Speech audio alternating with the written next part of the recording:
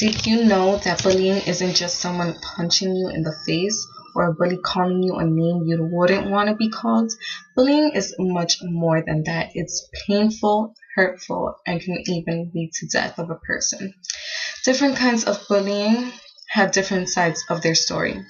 Like physical bullying includes any physical contact against a person, like kicking them, shoving them in lockers, hitting their head, or even slamming them on the floor.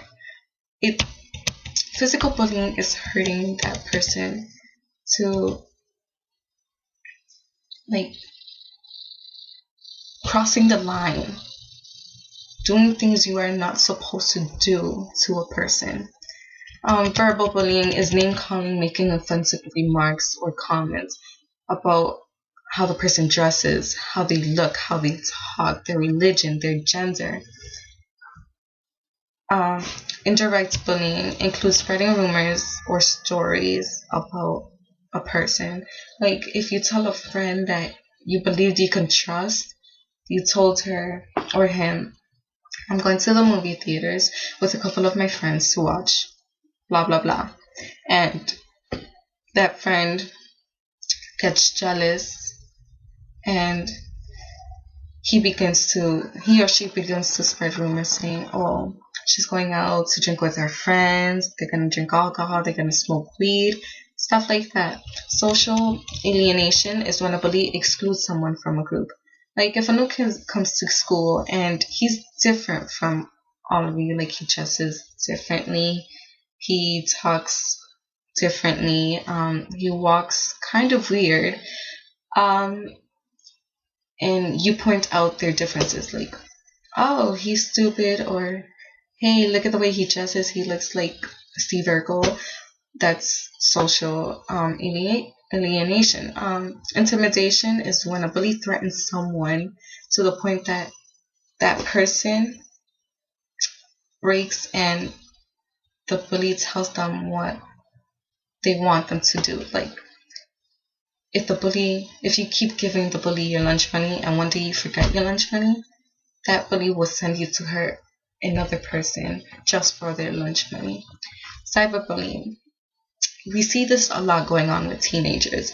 It's done by sending messages, pictures, or information using technology or social networks such as Twitter, Facebook, or other websites like Yahoo, Gmail, Hotmail. Um,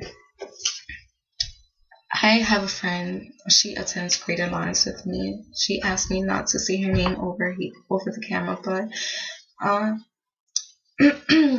she's been a victim of bullying throughout her whole life, and I finally got through her, and she told me her side of the story. People bullied her. They called her names. They didn't like her, and until this day, she's being bullied. When she was telling me her story, I stood by her. I forgot about everything and everyone else. She was the center of attention. She was my like person right there and then. Like I needed to help her. I needed to support her and be there for her. And I cried with her. I hugged her until she stopped crying. And I have this other friend, she also attends Greater Lawrence, and she wrote me a letter this morning, and I asked her if I can read it on the camera, and she said yeah. So I got it right here. I'm gonna read it. Goes, Dear Glenda, my name's Iris, and I know what being bullied feels like. I have been bullied since kindergarten till 5th grade. In 6th grade, I moved out of that school. The result of me being bullied drove me into stress and violence in 6th and 7th grade. I started to realize I was becoming a bully, calling people names and tripping them in the hallways. Then one day I started to realize that what I was doing was exactly what the bullies were doing to me. I realized that bullying other people doesn't get me nowhere. So after that happened, my 8th grade year till now, I started supporting people that I know have been bullied because I know what it feels like. And I know sometimes it feels like there's no hope, But don't hide in darkness. Come out into the light and tell someone about it. Sincerely, Iris Martinez. When I read this story after I was done making another presentation, I began to cry because I know what these girls have been going through. I've been a victim of bullying myself. People have been calling me names. Like, freshman year is not easy. I've been called horrible names that I'd rather not say through here because they're inappropriate. Like, they're just calling me these names because the first story I told you, the girl that told me not to say her name, nobody likes her, and they think that I should not like her because they don't like her. But I'm not that type of person, and I'm gonna be for her no matter what. Like, I don't care what people call me because I know it's not true. And people just gotta understand that they can't tell you what to do. Like, they can't tell you who to be friends with. They can't tell you who to hang out with. They can't tell you how to make decisions. You make your own decisions. It's your own life. And you can't control someone else's life because it turns into problems and things like that. But people who have been bullied, speak up. Don't hide from us. Like, tell us what you have been going through. Tell a parent, a teacher, a counselor, someone in your community. It could be your neighbor, it could be your little brother, someone who you think is always there for you. And people who haven't been bullied but witnessed bullying, speak up. Don't hide it, or you can be the next victim. But there's just something so strong somewhere inside me, and I am down, but I'll get up again. Don't count me out just yet. I've been brought down to my knees, and I've been pushed way past the point of breaking, but I can't take it. I'll be back on my feet. This is far from over. You haven't seen the last of me. You haven't seen the last of me.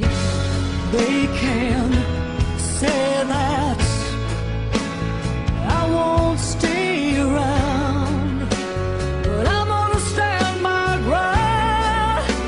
You're not gonna stop me. You don't know me, you don't know who I am. Don't count me out so fast. I've been brought down to my knees, and I've been pushed